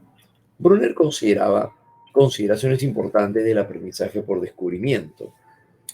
Brunner nos dice que el ámbito de la búsqueda no debe de ser restringido. Por eso es que en este caso, el pequeño cuando dice, yo quiero investigar a Cristiano Ronaldo, genial, pues si quieres investigar a Cristiano Ronaldo no hay problema, pero eso sí, va a ir acompañado de un personaje. O sea, entonces que el pequeño, la idea no es frenarlo, al contrario, es motivarlo. Por eso, el ámbito de búsqueda no debe de ser restringido, ya que de esta forma el individuo se dirige directamente al objetivo que se planteó en un principio. Los objetivos y los medios deben caracterizarse por ser bastante específicos y sobre todo motivadores. Claro, para Brunner, la investigación debe tener un sentido. Claro, ¿por qué? Porque el aprendizaje en sí debe de tener un sentido. Debe el niño saber por qué tendría que darse tal o cual cosa. Por ejemplo, cuando el pequeño llega a aprender la tabla de multiplicar, en su investigación descubre para qué sirve en la vida cotidiana y se da cuenta que lo utiliza un comerciante en el mercado para poder saber el número de productos que tiene y cuánto estaría valiendo, cuánto es la ganancia y cuánto estaría perdiendo o invirtiendo, tal vez. Cuánto invierte y cuánto gasta, cuánto le queda. Para hacer eso tiene que hacer cálculos matemáticos. Para eso también multiplica, para eso resta, para eso divide. Entonces, cuando el niño investiga qué utilidad tienen las cuatro operaciones básicas de la aritmética, entonces va comenzando a encontrarle también un sentido a lo que hace. ¿Por qué? Porque su uso se da en la vida práctica. Claro, ¿no? Entonces, cuando para Brunner el descubrimiento va de la mano con el hecho de generarle o propiciarle también cierta curiosidad. Los objetivos y los medios deben caracterizarse entonces por ser bastante específicos y motivacionales o motivadores. Por eso en este caso le permitió al pequeño que eligiera pues también a Cristiano Ronaldo, el otro a Shakira, supongamos, ¿no? Claro, así es. Hasta que también hubo el que propuso a Bad Bunny. No, ahí sí lo sacó del salón. Pero en tal caso, vámonos ahora con respecto punto número 3. En el punto número 3, deben familiarizarse a los alumnos con procedimientos. claro, ¿no? Los procedimientos de observación, búsqueda, control y medición de variables, claro, ¿no? ¿Y eso qué significa? Le da un valor hacia la manera, lo que estamos construyendo en nuestra mente, utilizando recursos de la investigación, como por ejemplo el método científico. Claro, ¿no? Entonces a eso se refiere, ¿no? Entonces eso corresponderá. En este caso, los estudiantes o aprendices han de percibir que la tarea tiene sentido, otra vez, tiene sentido, de percibir que tiene sentido, lo cual les incentivará a realizar el descubrimiento que les conducirá hacia el aprendizaje, ¿ya? Entonces, eso se va a dar, por supuesto que sí. En ese sentido, entonces, por ejemplo, otro detalle más, ¿cuál sería? En este caso, cuando le encuentra un sentido a la investigación o incluso a la tarea que va a realizar. ¿Les ha pasado cuando estaban en el colegio, sobre todo, que algunos se preguntaban, ¿y esto para qué me sirve? Tal vez a alguno le ha pasado como cuando revisaba, a lo mejor, no sé, pues, no sé, álgebra y veía logaritmo. Y decía, ¿y esto para qué me sirve? O sea, ¿de qué manera le hallo sentido? ¿Para qué estudiar aquello de lo cual, pues, no entiendo para qué me va a servir? Entonces, el estudiante cuando no llega a tener claro la utilidad de un contenido o de un conocimiento, puede ser desfavorable en su procesamiento de información. Claro, ¿no? Eso sucedería, ¿no? Entonces, esa es la característica, ¿no? Claro. Ajá. Entonces, eso es lo que va a ocurrir. Los estudiantes, entonces, o aprendices, han de percibir entonces a la tarea como un sentido, que es lo que se busca. La parte de el sentido, ¿no? Es darle un significado a lo que estamos haciendo. Porque si no, se vuelve mecánico y sobre todo, pues tedioso tener que aprender sobre algo de lo cual muy probablemente no le encontramos sentido. Entonces es por eso que vamos a tener que realizar otro tipo de actividad, ¿no? De investigación. Eso es lo que va a decir Brunner. Esa es la idea de Brunner, ¿ya? Muy bien, chicos. Ahora, por otro lado, Brunner también nos decía que al momento de llegar a estudiar y procesar la información, va a ser importante llegar a utilizar recursos que él denomina recursos visuales, recursos ecoicos, icónicos y enactivos. Cuando se habla acerca de recursos ecoicos, se refiere a sonidos. Recursos icónicos se refiere a lo visual. Y los recursos que van a llegar a darse de manera eh, enactiva, de manera enactiva, se refiere a tener pues que llegar a, si hablamos acerca de la forma enactiva, se refiere a poder llegar a construir, armar, elaborar, edificar, a eso se refiere. Muy bien, a eso se refiere entonces, ¿no? Por supuesto, eso vendrá a llegar a ser el aprendizaje también por descubrimiento, ¿no? Ese será el aprendizaje por descubrimiento. Muy bien, muchachos. Y un valor sobre todo también, pues, altamente significativo, ¿no? Consideraciones importantes entonces por el aprendizaje por descubrimiento. Los estudiantes o los aprendices han de percibir entonces que la tarea tiene sentido, lo cual les incentivará a realizar el descubrimiento que les conducirá hacia el aprendizaje. ¿Ya? Muy bien, entonces eso va a llegar a darse con Brunner. Todo esto sucede con el gran Brunner. A continuación,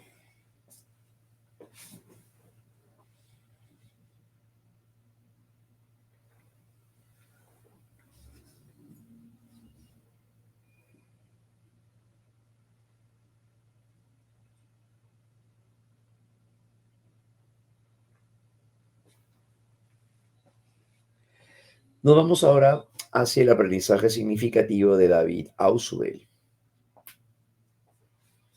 Vámonos a continuación con David Ausubel.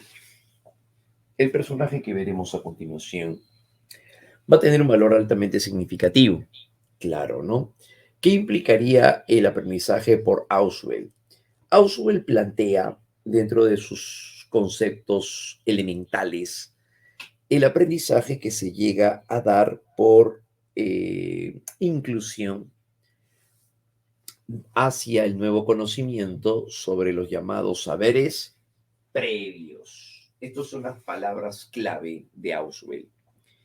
Ausubel creía que el aprendizaje significativo tiene que ver entonces con la manera en la cual se produce una inclusión, el concepto que él emplea, hacia los saberes previos, el nuevo conocimiento sobre los saberes previos. Por ejemplo, una maestra, para poder enseñarle a sus estudiantes operaciones combinadas, primero tiene que saber que los niños sepan sumar, restar, multiplicar y dividir, o sea, las cuatro operaciones básicas de la aritmética. Sin eso, el niño no va a poder entonces llegar a entender operaciones combinadas. Pues claro que no. Entonces, a eso se refiere cuando habla acerca de saberes previos. Entonces, sobre la base de un conocimiento previo, se llega a erigir una nueva forma de conocimiento. Claro. Y esto lo vamos a ver reflejado pues ahora en este campo. Entonces, es la experiencia de relacionar un nuevo conocimiento con el conocimiento previo, almacenado en la memoria del estudiante, mediante un proceso denominado inclusión, anclaje o también llamado subsunción.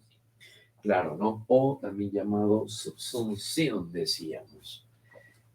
Por esa razón, entonces, es ahí donde surgiría en este caso. Los nuevos contenidos se incorporan o se integran. En este caso, los nuevos contenidos se incorporan o se integran al conocimiento archivado en la memoria y se incluyen en la estructura cognitiva previamente existente. O sea, el esquema más o menos es así. El maestro lo que debe de hacer es llegar a incluir el nuevo conocimiento sobre los saberes previos. Y de esta manera, entonces, es ahí como se podría llegar a presentar. Entonces el maestro tiene que activar primero los saberes previos para luego poder introducir el nuevo conocimiento. ¿Bien? Por eso dice, los nuevos contenidos entonces se incorporan o se integran al conocimiento archivado en la memoria y se incluyen en la estructura cognitiva previamente existente. ¿Ya? Entonces es ahí donde podemos utilizar diversos recursos, ¿no? Para poder llegar a emplear el llamado aprendizaje significativo. El aprendizaje significativo, entonces, corresponde hacia el hecho de poder llegar a activar nuestros conocimientos que van a llegar a encontrarse en nosotros como formas iniciales de organización, para luego introducir el nuevo conocimiento. Por eso, la nueva información se relaciona con la estructura cognitiva ya existente, de forma sustantiva, no arbitraria ni al pie de la letra. Es decir, no se pretende un conocimiento basado en la memorización, no. Se trata entonces de llegar a conocimientos que surjan del intelecto. Muy bien, entonces de eso se trata, ¿no? De eso se trata. Para poder llegar a abordar entonces las múltiples formas de conocimiento, se necesita vincularlo a algo que previamente se conozca. Si su profesor de economía llega a hablar acerca o explicar acerca de la hiperinflación, necesitaría de un evento previo que le permita llevarlo al tema de hoy. Y a lo mejor lo que hace es llegar a señalar un aporte de un presidente. Tal vez ustedes recuerden, hay un presidente en el cual se llevó a cabo en su primer gobierno la hiperinflación.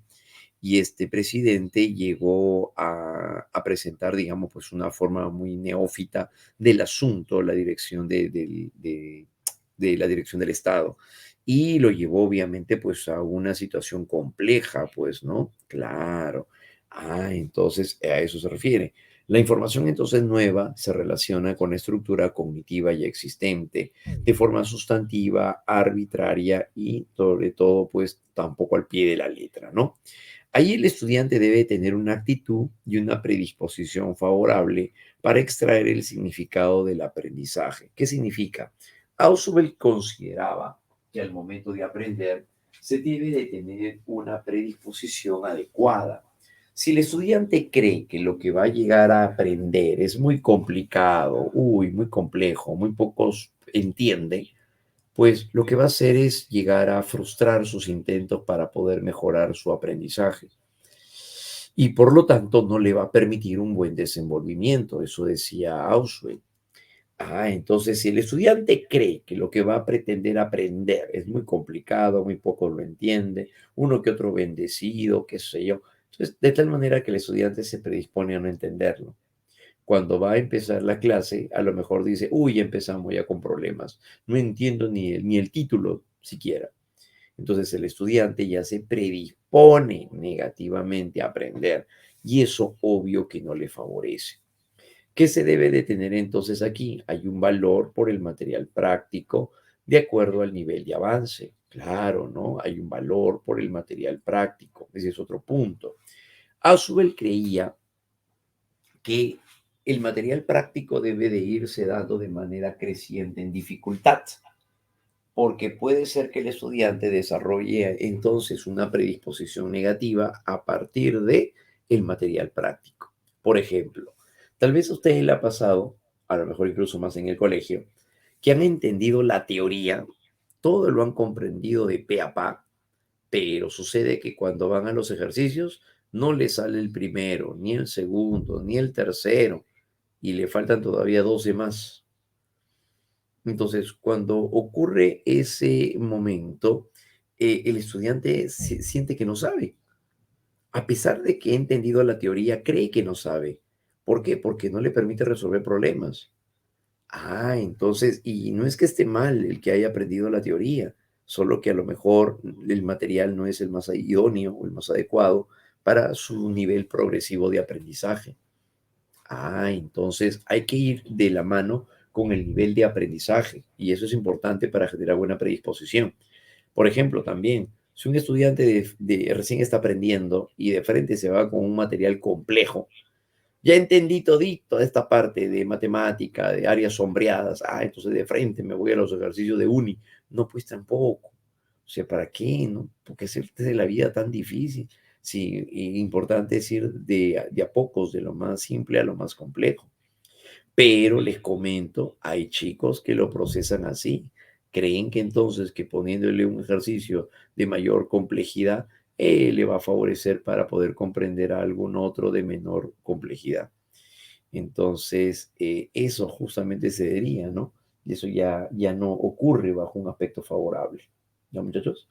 Entonces se daría así, es el valor por el material práctico, entonces, ¿no? Por supuesto, para poder generar aspectos favorables. Si un maestro, al momento de llegar a presentar su material, porque va justamente a enseñar a lo de primero de secundaria, áreas sombreadas, y el material que tiene no es para ellos, se confundió y envió un material, pero que era para el grupo de selección de la gente que hace competencia internacional en matemática y otras áreas. Gente que va a la uni, es un ejercicio pues nivel Dios. Y al momento en el cual el estudiante recibe su material, pues no entiende nada de lo que está leyendo ahí. Chicos, ¿entendieron el tema? ¿No? Sí, muy bien. A ver, revisen su material. Y chiquito no le sale nada. Unos comienzan a convulsionar, otro está con los ojos blancos, un tercero al fondo está que levita. A la final, después el profesor dice, pero chicos, ¿qué ha pasado? A ver, déjame ver el material, pues. Y un compañero, un estudiante le da su material mientras tiene un tic en el cuello. Solo no sé qué pasa con este material, me desvanejo. A ver, déjame revisar y comienza a revisar el material. Chicos, no, este material no era para ustedes. Uy, no, disculpen, mami. Voy a hacer otros ejercicios en la pizarra. Sí, ¿le parece mejor? Olvídense lo que tienen ahí en la carpeta. Más bien ayúdenme a bajar a su compañero. Ya listo, vamos ahora sí. Y comienza a trabajar el profesor.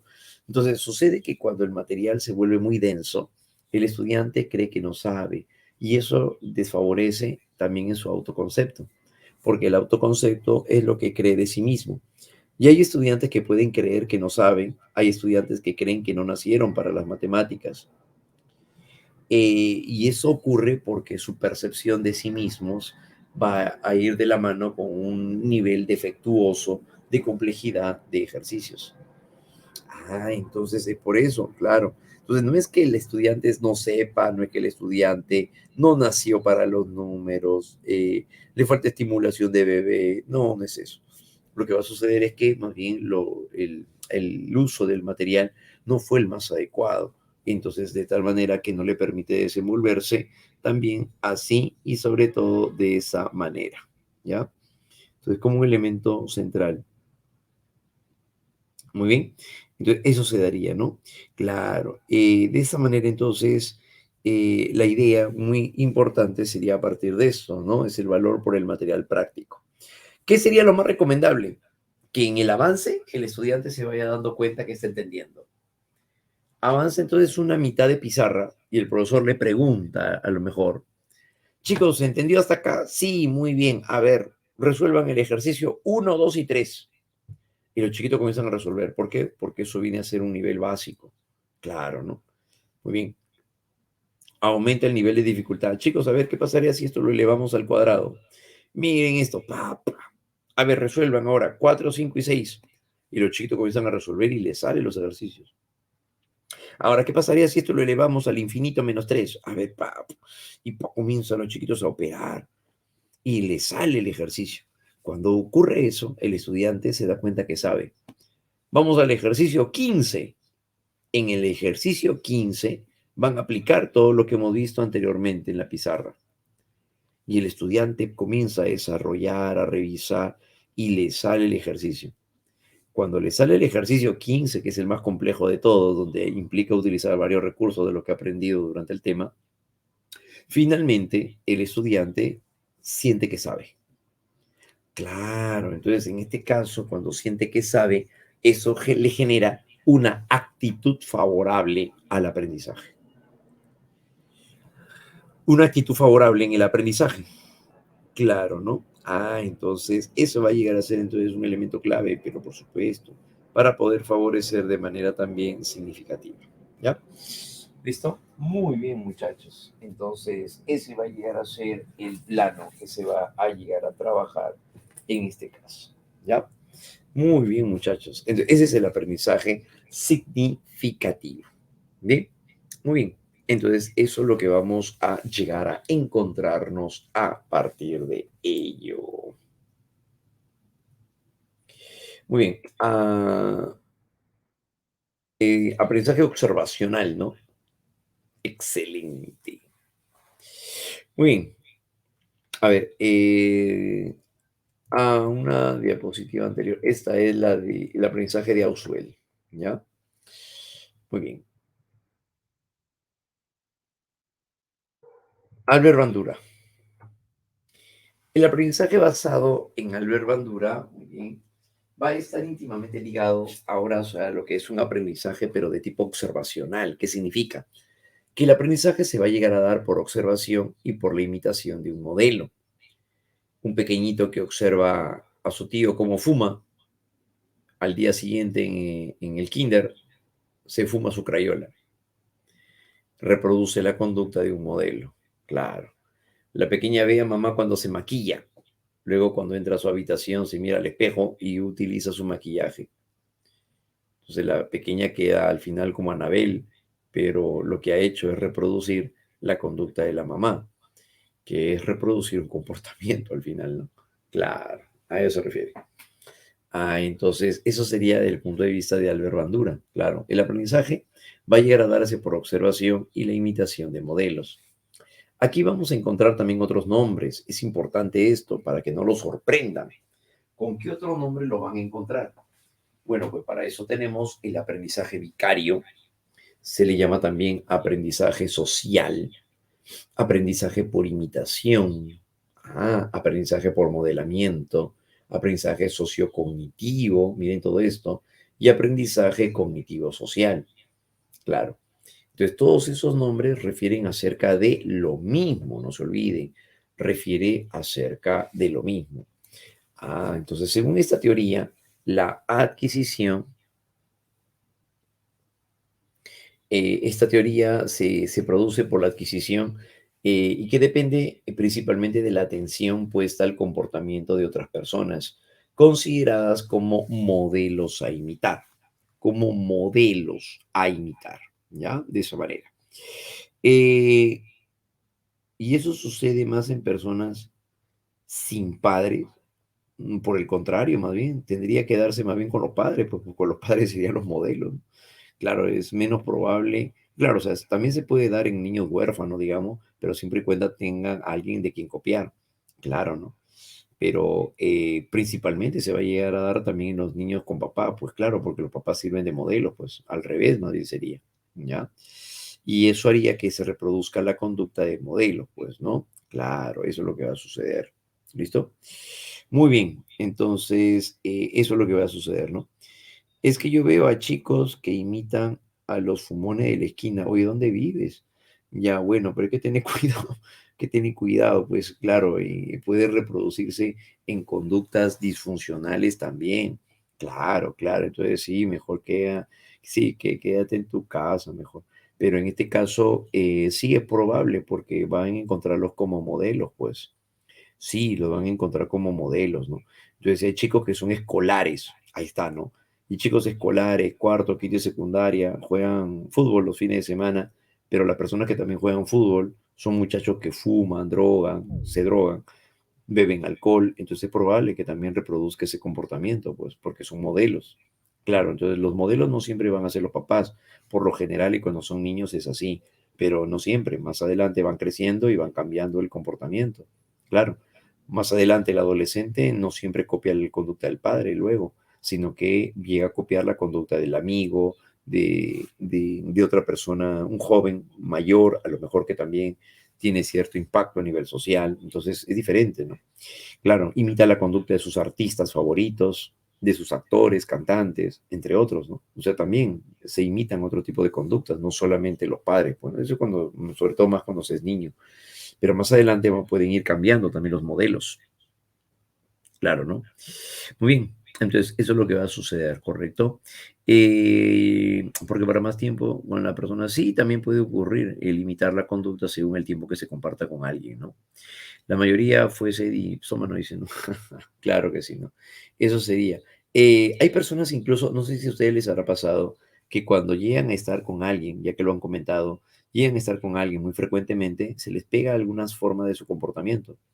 Si van a estar con un amigo, compartes y vas a su casa y juegan PlayStation, se te pega el gusto también por el PlayStation. Sí, eso también puede darse. Sí, claro, claro que sí. Eso también puede ocurrir. Su manera de reírse.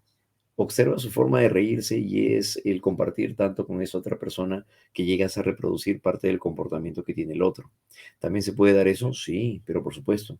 Entonces, eso también es un aprendizaje por imitación, ¿no? Que se puede llegar a dar. ¿Ya? Entonces, reproducimos las conductas que se van a llegar a mostrar de esa manera. ¿Ya? Muy bien. Entonces, ese me ha pasado, dice. Modelos, etapas. Etapa, la observación y la ejecución. Vamos por ese lado. Cuando se habla acerca de la observación, hablamos acerca de la atención y la retención. Por ejemplo, un pequeño observa el comportamiento de un cobrador de combi, atiende el comportamiento del muchacho, está colgado en la puerta llamando gente, retención porque lo almacena en su memoria, lo almacena en su memoria, y llegando a casa lo reproduce. Llega a coger un periódico viejo, le hace cortes como si fuese un billetes, luego coge unas chapitas como si fueran monedas, se pone en el umbral de la puerta y llega a reproducir la misma conducta de lo que vio, del modelo, en este caso del cobrador. Y el pequeño estando ahí colgado en la puerta de su casa, comienza a llamar toda la universitaria, Payé, Coma, San Felipe, Trujillo, Puno, Arequipa. Su carro se vuelve también interprovincial. Entonces, de esta manera, el pequeño que ha hecho ha llegado a reproducir la conducta del modelo. Y como lo ve un juego, el juego es gratificante. Eso se vuelve se vuelve motivador, se vuelve retroalimentación. Claro, ¿no? Entonces es la motivación que puede recibir cuando siente placer, cuando siente gusto, cuando juega, o cuando ve que la conducta se asemeja mucho a la del modelo. Eso también sería, claro que sí. Eso también es parte de la retroalimentación. Es la motivación externa o reconocer la aproximación de la conducta del modelo. Sí, eso sería el aprendizaje observacional. Entonces, eso va a llegar a ser la forma en la cual nosotros reproducimos un comportamiento. Pero también nos damos cuenta de que la conducta del sujeto va a estar ligado a ciertos eventos o situaciones, como por ejemplo, a ver, ¿a cuál nos referimos? ¿De qué va a depender la conducta imitativa? ¿De qué va a llegar a depender la conducta imitativa? La conducta imitativa se va a centrar importancia en el aprendizaje social, en lo que es la edad y el sexo del modelo. En este caso, tienden a reproducir las conductas que son más semejantes al mismo sexo. Por ejemplo, el niño tiende a copiar la conducta de su padre. Eso dependerá de la edad también y del sexo del modelo. Por lo general, copian la conducta del mismo género. Aprendizaje por imitación, como podemos llegar a apreciar. Muy bien. La condición social y el prestigio del modelo. ¿Esto qué significa? Ocurriría que al momento de llegar a tener a un modelo, nos llega a motivar su impacto social. Por ejemplo, un cantante, un actor, alguien que pueda llegar a presentar cierta influencia del entorno. Entonces, ahí donde lo podríamos estar presentando también, pero claro que sí. Entonces, eso sería el prestigio social, el prestigio del modelo. Por lo general se copian conductas de personas que son reconocidas socialmente. Ujú. Entonces ahí lo tenemos. Muchachos que llegaron a copiar la conducta de los jóvenes de esto es guerra. Ahí está, eso también es, ¿no? Sí, eso también sería. Entonces reproducen la conducta, sí, de los que los consideran modelos, a lo mejor, ¿no? Claro, entonces ahí se daría. El tipo de conducta, por lo general, reproducen conductas que son aceptables socialmente.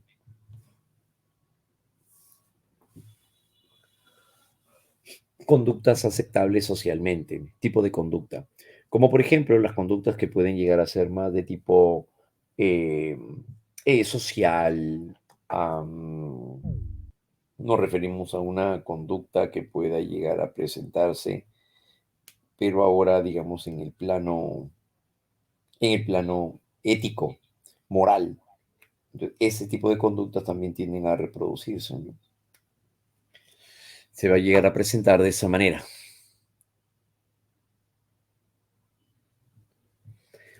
Entonces son conductas imitativas, ¿no? A eso nos referimos, conductas imitativas, ¿ya? Entonces, el aprendizaje social va a ir de la mano con una reproducción de un comportamiento basado en esta imitación. Pero hay un detalle más, sobre todo muy interesante. Bandura creía que la conducta a imitar tiende a aumentar la probabilidad de que se pueda llegar a presentar si es que se refuerza al modelo. Entonces, si se llega a reproducir la conducta de un modelo, y es más, el modelo llega a ser reforzado, aumenta la probabilidad de seguir manteniendo ese comportamiento. Sí. Como por ejemplo, ¿y en qué sentido lo podemos apreciar? Como cuando un pequeño llega a compartir su lonchera porque un compañerito del salón no trajo y le invita su pan con atún. La profesora observa el gesto y lo felicita delante de todos los compañeros. Niños, qué gran muestra de amistad. Miren cómo su compañero Mario ha compartido su lonchera con su amiguito Dieguito que no ha traído. Un aplauso para Mario. Y todos los niños, bravo, muy bien, Mario. Tú nos inspiras, correcto. Todos los chiquitos ahí, el Mario contento. Otro niñito, porque vio que alentaron a Mario, también levanta su mano. Miss, yo también comparto con Diego. ¿En serio? Sí, el chiquito se acerca y parte su pan con tallarín y le da su pan con tallarín al pequeño Dieguito. También yo comparto, viene un tercero. Yo tengo un vaso de yogur y le dan yogur al pequeño Dieguito, que ya tiene su pan con atún y encima su pan con tallarín. Vienen otros más y le dan más cosas al pequeño Dieguito. Y en este caso sucede que al final, pues al pequeño lo terminan purgando al pobre Dieguito. 2 días después llega recién a clases, todo flaquito. Lo han mandado, pero pobre Dieguito, se le han ido hasta las ideas al pobre. Entonces, de tal manera que lo que sucede es que la conducta a imitar aumenta la probabilidad de que se pueda llegar a dar. Y esto ocurre ¿por qué? Porque ha sido reforzada. Si al modelo se le refuerza, aumenta la probabilidad de que la conducta se siga dando. Claro, y eso sería aprendizaje por imitación. Claro, también aprendizaje observacional. ¿Ya? Muy bien. Entonces, eso vendría a llegar a presentarse, por ejemplo, ¿no? Claro, claro que sí.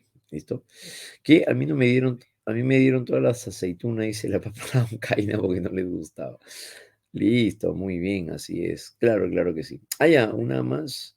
Tomaré aprendizaje observacional. Ya, a ver, es esta de aquí. Ah, no, ese es metacognitivo, ¿no? Este de aquí.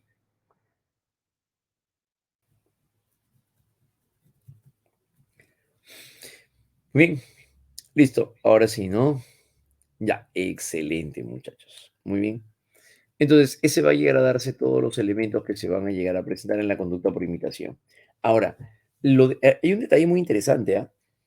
Tiene una limitación, el aprendizaje observacional. Si el modelo lo refuerza, aumenta la probabilidad de copiar la conducta del modelo. ¿Y qué pasaría si al modelo lo castigan? Si al modelo lo castigan, disminuye la probabilidad de que la conducta se siga dando. Sin embargo, hay una limitación. No siempre se cumple en algunos casos. Cuando atrapan a un delincuente y lo castigan, no siempre disminuye la probabilidad de que la conducta de delinquir se mantenga. Atrapan a un delincuente y lo meten preso. Eso no sirve de escarmiento muchas veces para otros delincuentes. Siguen delinquiendo.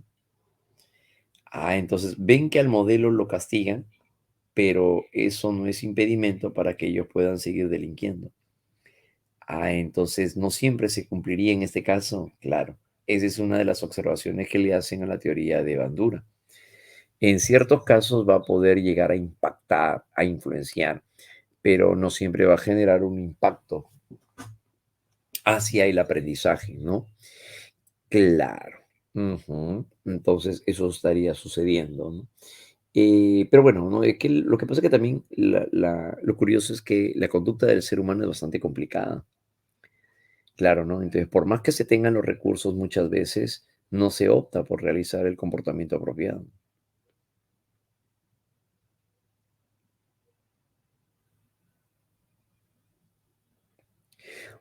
Ujú.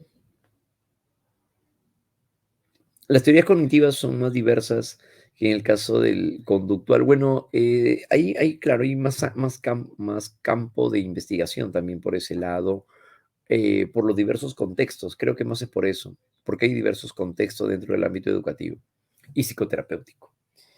Claro, ¿no? Pero, bueno, claro, hay más propuestas de alguna manera, ¿no? En otros campos.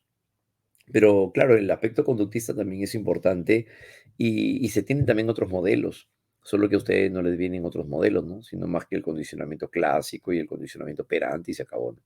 Pero no, hay otros enfoques. Hay, bueno, dentro de las teorías conductistas hay otros ámbitos. Claro, no solo que eso ya no les viene a ustedes en admisión. Claro, acá se les presenta lo que les está viniendo más, ¿no? Pero hay más cosas, obviamente. ¿Ya?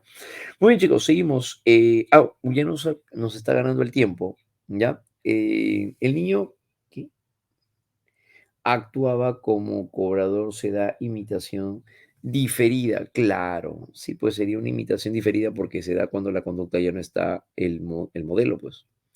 Claro, cuando está ausente el modelo, ¿ya? Muy bien, eso sería según Piaget, pues, ¿no? Claro, pero recuerden que Piaget también fue cognitivo, pues. Claro, así es. Muy bien, al regreso, chicos, vamos a desarrollar el aprendizaje metacognitivo de Flavel. Claro, ¿no? Y también vamos a desarrollar las estrategias metacognitivas y, bueno, algunos otros detallitos más que estaremos revisando. ¿Ya? Listo, muy bien, chicos. Al regreso, entonces revisamos esta otra parte que estaría caracterizando el desenvolvimiento de nuestro tema. ¿Ya? Muy bien, chicos, un abrazo entonces y regresamos en una horita. Chau, chau.